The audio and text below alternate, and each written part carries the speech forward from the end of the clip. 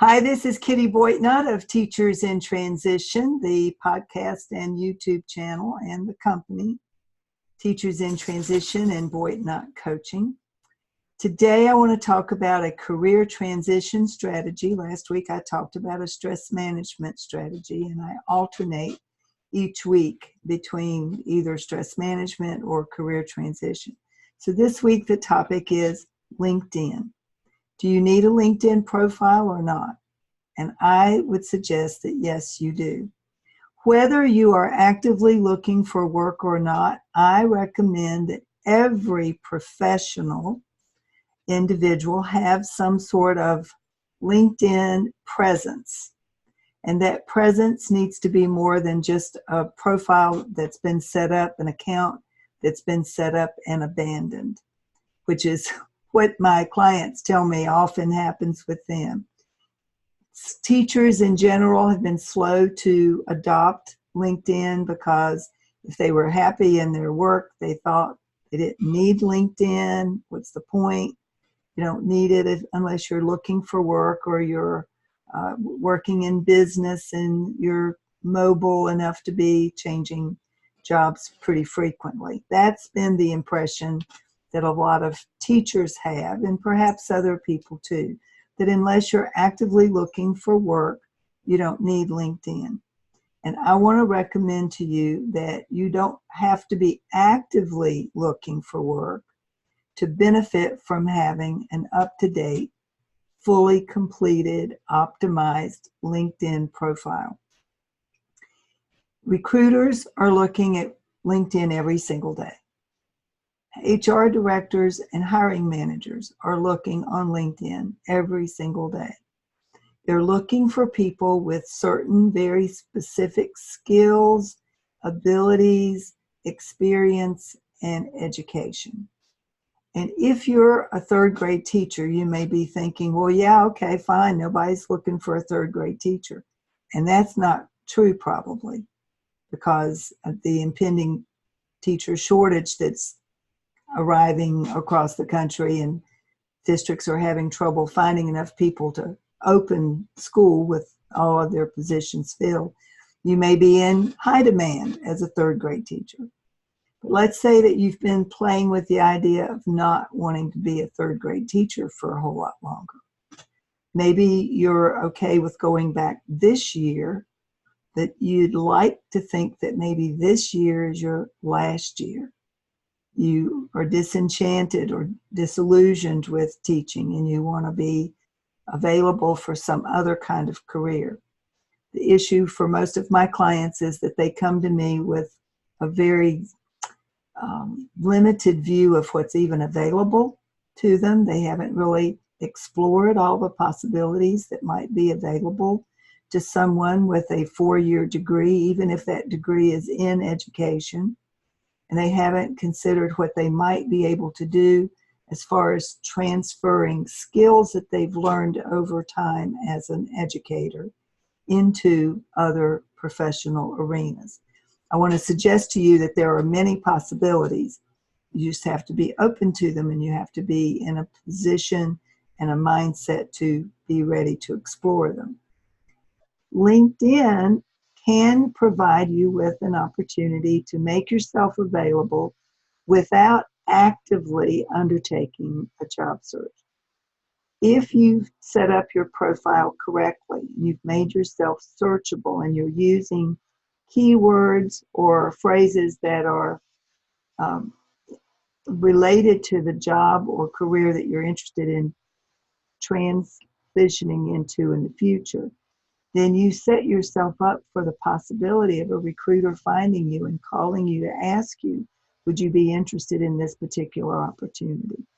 And honestly, I don't know anybody who would turn down the possibility of listening to some opportunity that might be presented. Now, if you're skeptical and you don't believe that recruiters are out there calling people all the time or reaching out to them through email, you just need to take my word for it. My clients get calls like that all the time once they've properly set up their LinkedIn profile. Now, in fairness, my clients are actively looking to make a change. But what I'm suggesting to you is that whether you're actively looking or not, you need to update and keep your LinkedIn profile up to date and optimized so that you can be ready for an opportunity that may come along. Now, I'm limited because I'm talking on a podcast as well as the YouTube channel today. And optimally, I would like to show you where you need to pay attention to your LinkedIn profile. I'm not going to be able to do that on a podcast. But let me offer that if you would like to see an example of a fully optimized LinkedIn profile, you're welcome to look at mine. In fact, you're welcome to send me a connection request. Just say, hey, Kitty, I've listened to your podcast. I'd like to connect with you on LinkedIn. I'd love to connect with you. I'm open to connecting with individuals who are interested in this information or any other information that I may be able to share. So take a look at mine at LinkedIn at Kitty Boitnott. I'm the only Kitty Boitnott on LinkedIn, although I'm not the only Kitty Boitnott out there, believe it or not. So look for Kitty Boitnott and you'll find me. And you'll see in the upper section of, and I'm using my hands for the YouTube folks, you can't see me doing that on the podcast, but I'm talking about the upper section of your LinkedIn profile. There are 3 specific areas that you need to pay attention to. One is your headshot. That may be the most important one. You need an updated photo. You need to look professional. You need to be looking directly into the camera.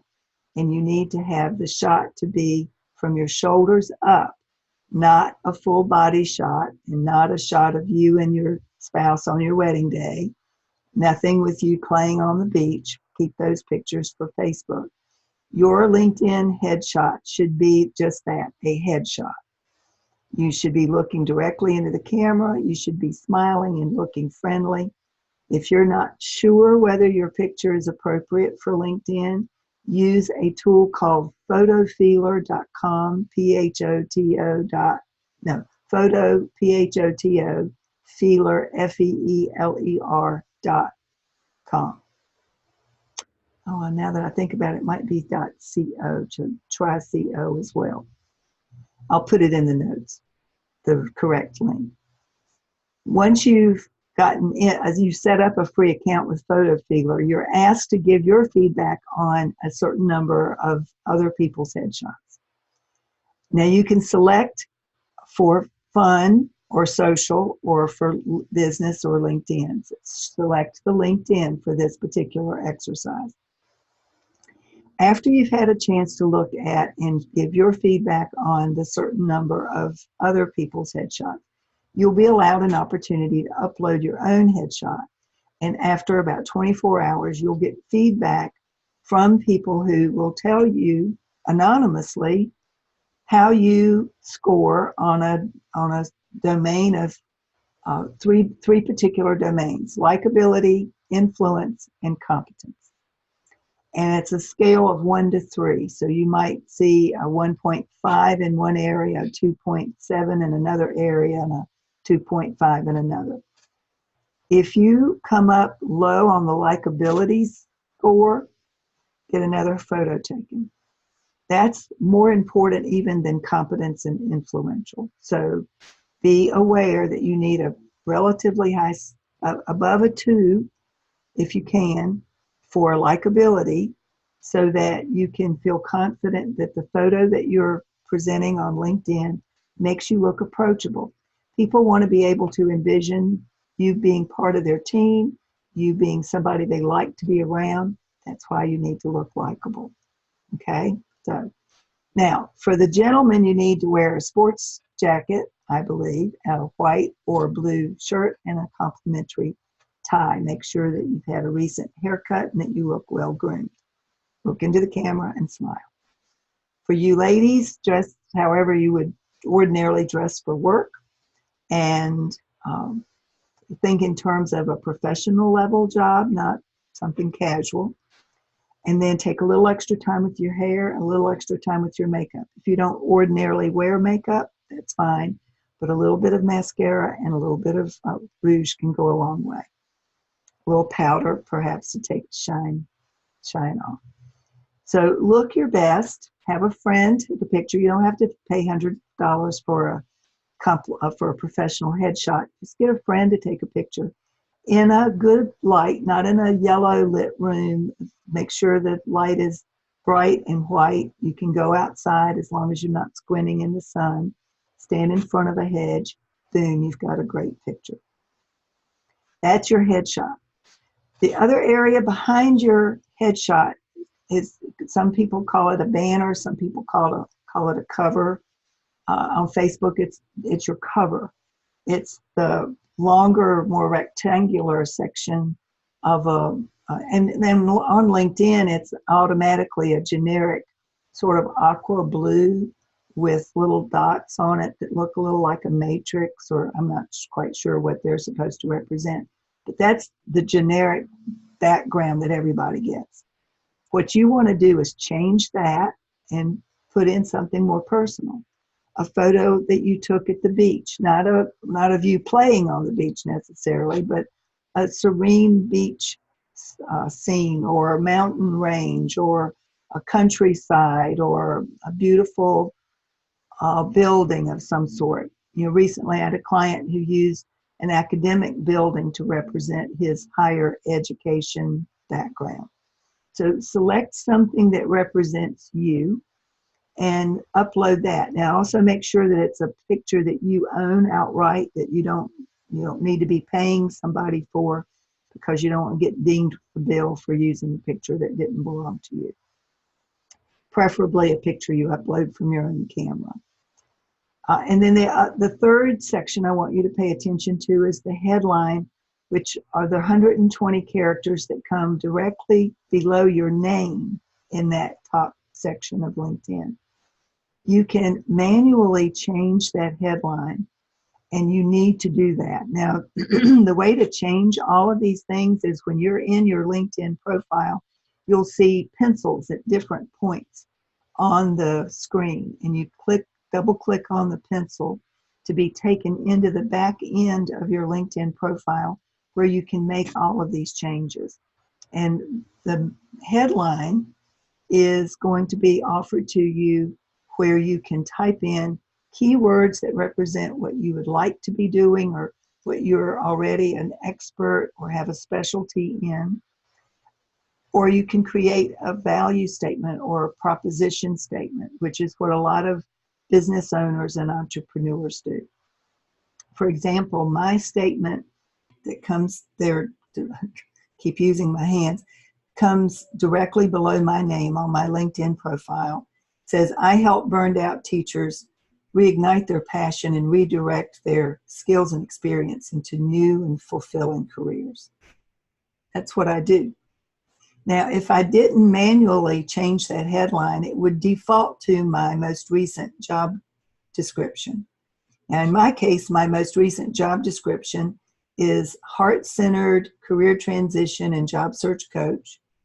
And then there's a hard stop, a space, and a pipe stem, which is a special key on your keyboard that you can use to create hard stops between keywords. And then the other one is, I think, possibility thinker, playing with possibilities. So that's what I consider my job title now. And if I didn't put in the value statement, that's what would automatically default. For you, if you're a third grade teacher, that's what, and you've got that as your current title of your job, that's what's going to default to the headline. And I would prefer that you not use that, but instead put in areas of expertise that you have, or at least areas of expertise that you would like to have or that you're working toward. So some keywords that you could use that are still connected to what you do, but are not necessarily directly tied to being a third grade teacher. You could have curriculum and instruction. You could have K-12 educator. You could have data analysis, since I know you do a lot of data analysis, problem solving. Those kinds of things could be your keywords if those were things that you were interested in promoting about yourself.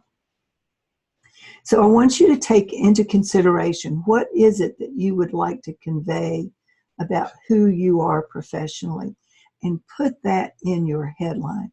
Don't let it default to a job title that may or may not say anything about who you really are professionally.